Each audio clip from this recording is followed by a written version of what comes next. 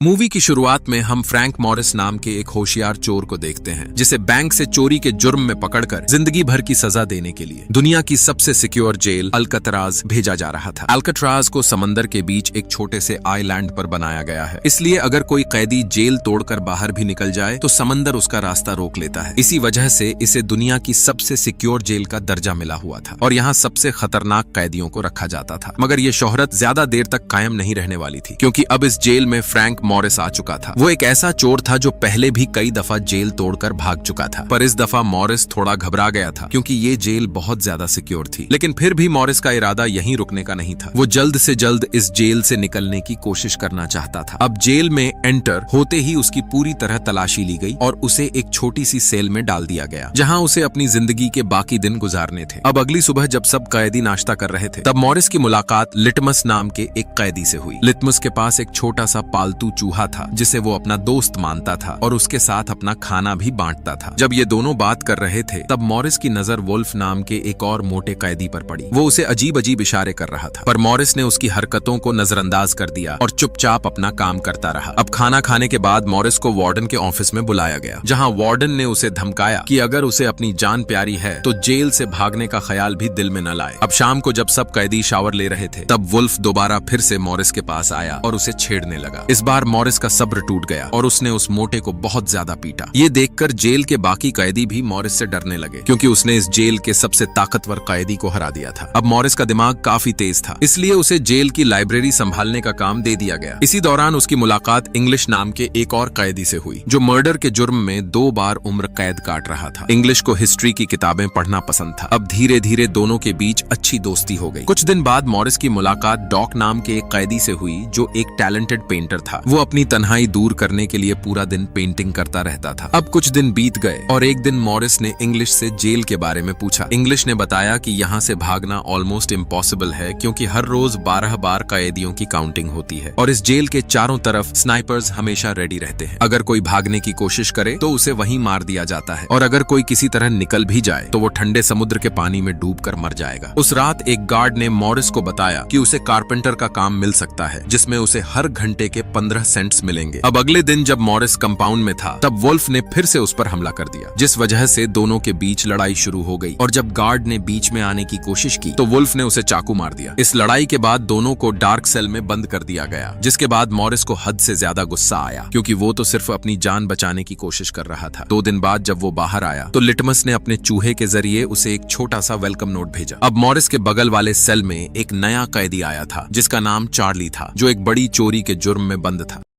एक दिन जब वार्डन सेल चेक कर रहा था, उसकी नजर डॉग के कमरे पर पड़ी। कमरा पेंटिंग्स से भरा हुआ था, जिनमें से एक पेंटिंग वार्डन की भी थी, लेकिन वार्डन को वो पेंटिंग बिल्कुल पसंद नहीं आई, जिस वजह से गुस्से में आकर उसने डॉग के कमरे से सारी पेंटिंग्स निकालवा दी और उसके पेंट करने पर भी पाबंदी लगा दी। मतलब अब डॉग को जेल में पेंट करने की इजाजत नहीं है। इस फैसले से डॉग का दिल टूट गया, क्योंकि उसकी जिंदगी पेंटिंग से ही चलती थी। अगले दिन जब सब कैदी वर्कशॉप में काम कर रहे थे, तभी मॉरिस ने देखा कि डॉग बहुत उदास नजर आ रहा है, जिसके बाद मॉरिस ने एक गार्ड से कहा कि डॉग पर नजर रखो, पर गार्ड्स ने उसकी बात को नजरअंदाज कर दिया और उसे उसके काम पर वापस भेज दिया। अब काम के दौरान डॉग ने अचानक एक कुल्हाड़ी उठाई और अपने हाथ की 3 उंगलियां खुद ही काट लीं, जिसके बाद गार्ड्स ने उसे तुरंत हॉस्पिटल भेज दिया। और इधर मॉरिस एक कोने में खड़ा रहकर ये सब देख रहा था। उस रात जब मॉरिस अपने सेल में था, तो उसकी नजर एक पाइप पर पड़ी, जिससे एक कीड़ा निकल कर आ रहा था। इसे देखकर मॉरिस को लगा कि शायद इस पाइप के नीचे से कोई रास्ता बाहर जाता हो। अब अगले दिन मेस में खाना खाते हुए मॉरिस की मुलाकात जॉन और क्लैरेंस से हुई। दोनों भाई थे और मॉरिस उन्हें पहले से जानता था, क्योंकि सब पहले अटलांटिस जेल में साथ थे। सब अल्काट्राज की सिक्योरिटी और उससे भागने के मुमकिन तरीकों पर बात करने लगे। इसी गुफ्तगू के दरमियान मॉरिस के जहन में पहली बार इस जेल से भागने का ख्याल आया। उस रात जब गार्ड्स अपना राउंड मुकम्मल करके चले गए, तो मॉरिस ने बाइबल से अपना नेल कटर निकाल लिया और अपने सेल के ग्रिल के गिर्द मौजूद दीवार को खुदना शुरू कर दिया। इसी दौरान मॉरिस ने नोट किया कि समंदर की नमी की वजह से दीवारें पुरानी हो चुकी हैं और प्लास्टर बहुत आसानी से छिल रहा है। अब अगले दिन चार्ली की बीवी मिलने आई और उसे बताया कि उसकी माँ की तबीयत बहुत खराब है। डॉक्टर कहते हैं तुम्हारी माँ के पास कुछ ही महीने बाकी हैं। ये सुनकर चार्ली बहुत दुखी हो गया और उसके दिल में भी अल्काट्राज से भागने का ख्याल पैदा हुआ, ताकि वो अपनी माँ से एक आखिरी बार मिल सके। जिसके बाद वो वापस अपने सेल आया और उसने मॉरिस से कहा कि अगर तुम इस जेल से भागने का प्लान बना रहे हो तो मैं तुम्हारे साथ हूँ। अब अगली सुबह नाश्ते के दौरान मॉरिस ने अपने दोस्तों को पूरा प्लान बताया। मॉरिस ने कहा कि समंदर की नमी से दीवारें कमजोर हो चुकी हैं और हम वेंटिलेशन ग्रिल्स निकाल निकालकर पाइप के जरिए बाहर निकल सकते हैं। मगर प्रॉब्लम ये थी कि समंदर पार करके मेनलैंड तक कैसे पहुंचेंगे। तभी मॉरिस ने क्लैरेंस से कहा कि तुम लॉन्ड्री डिपार्टमेंट में काम करते हो, इसलिए तुम कभी कभी कुछ रेनकोट चुराकर सेल में ले आना, ताकि जिस रात हम यहाँ से भागें तो समंदर के पास जाकर उन रेनकोट को जोड़कर हम एक छोटी नाव बना सकें। सबको ये प्लान बहुत पसंद आया और सबने मदद का वादा किया। अब उस रात मॉरिस फिर से दीवार खोदने लगा और चार्ली ने गार्ड्स पर नजर रखने का जिम्मा लिया, ताकि अगर कोई वर्दी वाला पास आए तो वो मॉरिस को बता दे। मॉरिस ने पूरी ताकत से प्लास्टर और सीमेंट खोदना शुरू कर दिया, लेकिन इस छोटे से नेल कटर से उसे बहुत मुश्किल हो रही थी, जिस वजह से उसके हाथों पर चोटें भी आ गईं। अब अगली सुबह मॉरिस ने अपने दोस्तों को अपनी ये मुश्किल बताई और मॉरिस ने कहा कि अगर उसे एक सही हथियार मिल जाए तो ये दीवार खोदना काफी आसान हो सकता है। ये कहकर उसकी नजर अपने चम्मच पर गई। उसने तुरंत उस चम्मच को अपने जूते पर घिसकर थोड़ा गंदा कर दिया। फिर उसने गार्ड को बुलाया और उसे वो गंदा चम्मच दिखाकर नया चम्मच मांगा। गार्ड ने भी बिना सोचे उसकी बात मान ली। जब मॉरिस और जॉन नया चम्मच लेने गए तो जॉन ने गार्ड को बातों में उलझा लिया और मॉरिस ने मौका देखकर एक के बजाय 2 चम्मच चुरा लिए। इसके बाद मॉरिस लिटमस के पास गया और उससे एक सिक्का उधार मांगा। अब रात के वक्त उसने अपने सेल में एक छोटी सी आग जलाई और उस चम्मच को पिघलाकर अपने नेल कटर के साथ जोड़ दिया। अब उसके पास एक मजबूत और काम का नया हथियार था। उसने तुरंत उस दीवार को उस नए हथियार से खोदना शुरू कर दिया, जिससे उसे पहले के मुकाबले अब काफी आसानी हो रही थी। उसी रात जब मॉरिस अपने काम में मसरूफ था, तभी एक गार्ड उनके काफी करीब आ गया और चार्ली ने गार्ड को आते नहीं देखा, लेकिन इंग्लिश ने बिल्कुल वक्त पर आकर उसका ध्यान भटका दिया। ये देखते ही मॉरिस ने जल्दी से होल को कवर किया और जल्दी से बेड पर वापस आ गया। इस रात तो वह बच गया, लेकिन उसे समझ आ गया कि चार्ली पर पूरा भरोसा नहीं किया जा सकता। अगले कुछ दिनों में मॉरिस ने खुदाई जारी रखी और एक दिन उसने देखा कि ग्रिल पुरानी जरूर है, लेकिन उसे निकालने के लिए एक खास हथियार चाहिए। अब मॉरिस को जब भी मौका मिलता वह खुदाई से निकलने वाली मिट्टी को अपनी जेब में भर लेता और जेल के कंपाउंड में छुपकर गिरा देता। एक दिन जेल की वर्कशॉप में काम करते हुए मॉरिस ने एक नया हथियार बना लिया ताकि वह अपने सेल की ग्रिल काट सके। अब सिक्योरिटी से बचाकर इस हथियार को लाने के लिए उसने अपने हाथ में एक और लोहे का टुकड़ा पकड़ लिया। इसके बाद जैसे ही वह मशीन से गुजरा तो अलार्म बजने लगा। फिर गार्ड्स ने फौरन उसके हाथ से लोहे का टुकड़ा ले लिया, लेकिन ये सब उसकी चाल थी। असली टूल उसके जूतों में छुपा हुआ था। सेल में लौटकर मॉरिस ने अपना काम जारी रखा। कुछ देर की मेहनत के बाद उसने ग्रिल काटकर निकाल दी। इसी तरह चार्ली, जॉन और क्लैरेंस ने भी अपने सेल की ग्रिल्स काट दी। अब प्लान का पहला हिस्सा पूरा हो गया था। अब सबने मिलकर सोचा कि जब हम भागें तो गार्ड्स को धोखा देने के लिए एक नकली सिर बनाना होगा। अब जॉन का काम था सलून से कुछ बाल लाना, चार्ली ने पेंट्स का इंतजाम किया और मॉरिस ने लाइब्रेरी से पुराने न्यूज़पेपर चुरा लिए। इसके बाद सबने मिलकर दीवार वाले सीमेंट और पेपर से एक खोपड़ी का ढांचा बनाया। फिर उसे पेंट किया और ऊपर से बाल चिपकाकर